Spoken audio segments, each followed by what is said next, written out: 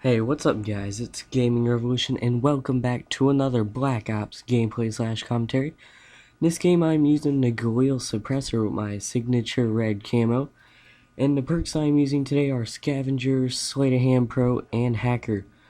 I am not really a big fan of the Galil myself, cause every time I use it, when I pick somebody else's gun up and use it, I do amazing with it, but when I when I put it in my classes, I'm usually sucky with it. So I thought I might as well try it, and I got this gameplay with it. The kill streaks I'm using are 3, 4, 5 spy plane, counter spy plane, and care package. Uh, those are my favorite kill streaks because I can rank up the fastest in them. Sorry about the beginning of the video. It's like the first few minutes. It's a little laggy because my dazzles drops the frames really often, but it gets better. It doesn't drop as many frames. I think it dropped like 2,000 something frames. It's not too many for around an 8-minute video, so I hope you guys like this.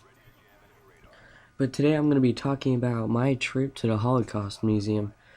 This was last year, and I actually went with my school, so it wouldn't be as fun. I couldn't really hang out with my friends that much or anything because the teachers picked in the groups.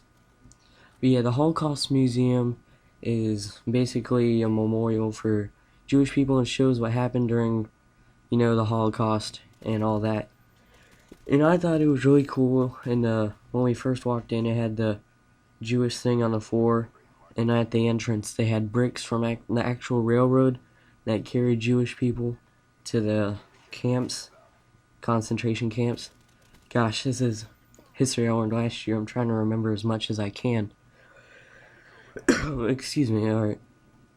And it was pretty sick. I saw they had actually quite a few good guns there. I'm actually quite surprised they had guns, even though it's a Holocaust museum. Some guns they had my favorite gun, a PPSH-41.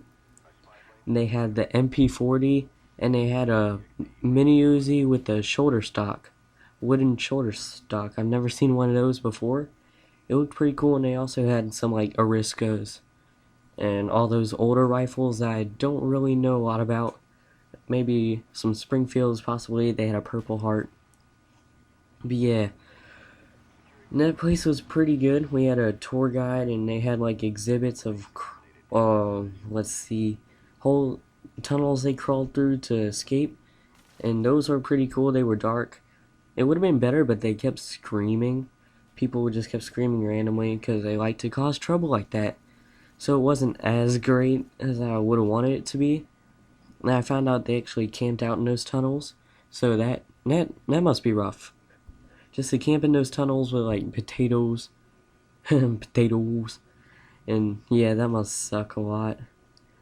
Let's see, some other things. They had a gas chamber. We went in there, and what happened with the Jews is they thought they were gonna get cleaned and take a shower, but when they locked them in there, they dropped these little gas pellets, and I think they were like skin or oxygen activator or something, but they would spread out chlorine, which is poisonous to the human body, thus killing them. Really, really violent. And in case you guys didn't know, this was all started by Hitler, the ruler of Germany at the time. And surprisingly, when he was young, he didn't want to do all that stuff. When he was young, he actually wanted to be a painter. Learned that on the History Channel, so I thought that was really cool that Hitler wanted to be a painter, not like a dictator he was. But he had a rough childhood because his dad wanted to do other things he couldn't, and he became the Hitler we all know during the Holocaust and today. So, some other stuff they had like a movie with like grandparents of the Jews that survived the Holocaust. I think they had like one really old person that was a little kid when it happened. Like they had interviews from the 90s. So yeah, it was pretty cool, and that place was pretty big. And just in case if you guys want to go see it, it is in Richmond, Virginia. I'm not sure exactly where. It's been a while, so yeah, I can't really remember. In this game, I think we made the biggest comeback ever. Probably not in Call of Duty history, but I think we made a pretty good comeback from a minus 40. I was like, I'm not going to play for kills anymore. I'm going to play the objective. So I played the objective, and I got this. We got an awesome comeback, and we pretty much dominated the rest of the time. I do not get my full kill streaks again, which, you know, it's kind of disappointing, but, you know, I still got all of them, which counts, right? There, camper much? Jeez. Like, I was trying to get at least a good gameplay. I'm terribly sorry I've not been able to post any good gameplays. Well, any recent gameplays, because I don't have time and I can't get any. Last weekend I was working like at least 11 hours on a science project I had to finish, so didn't really have time to do anything. All I had was a game on Friday night, like a few games, but none of them were like good. Now I've also been trying to get good gameplays with that L96, you know, like Steve Schwint, but oh my gosh, hit markers. I love you, hit markers. I'll pick up someone's L96 and get like a triple, pew, pew, pew, triple. But when I use the L96, it's like hit marker, second chance, kill him, getting panic knifed, hit marker, hit marker, hit marker, hit marker. I rage quit. Probably a little more than I should, sadly. There, I almost rage quit. And that just got to me. I was like, oh my god! Because this weekend's been really long. Here's an example of a smart thing to do with the Galil. Burst fire. Do not try to go full auto at that kind of range. But I am getting way off subject, aren't I?